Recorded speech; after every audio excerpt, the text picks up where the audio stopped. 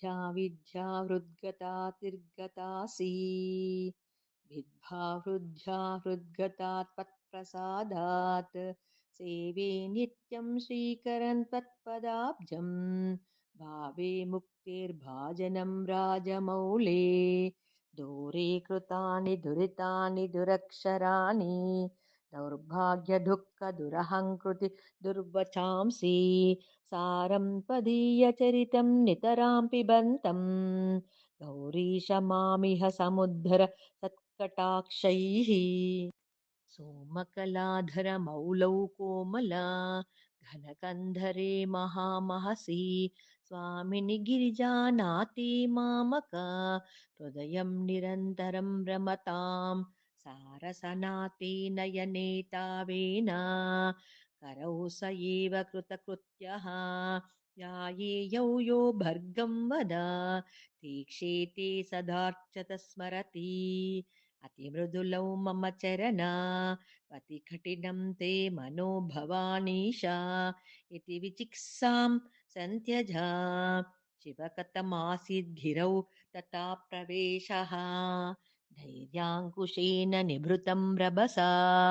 दाकृष्य भक्तिशृङ्खलया पुरहरचरणालानि हृदया मदेभं बधान चिध्यन्तैः प्रचरत्यभिधः प्रगल्भवृत्या मदवानेश मनः करीगरीयान् परिगृह्य नयेन भक्तिरज्वा परमस्तानुपदं दृढं नयामुम्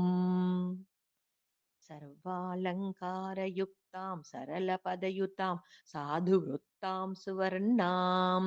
सद्भिः संस्तूयमानां सरसगुणयुतां लक्षितां लक्षणाढ्याम् उद्धद्भूषविशेषमुपगत विनयां द्योतमानात्तरेखां कल्याणीं देवगौरीप्रिय मम कविता कन्यकां त्वं गृहाण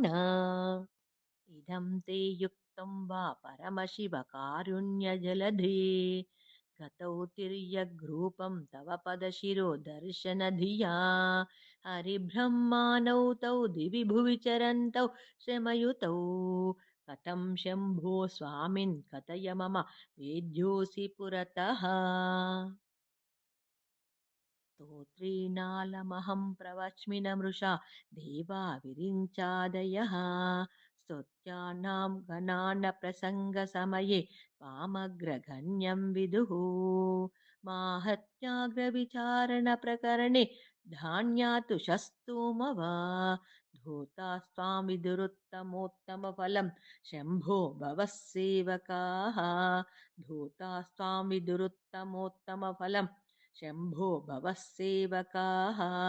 धूतास्त्वां विदुरुत्तमोत्तमफलं शम्भो भवः सेवकाः इति श्रीशङ्कराचार्यविरचित शिवानन्दलहरि मुख्यस्तोत्रं सम्पूर्णं महादेव महादेव महादेव।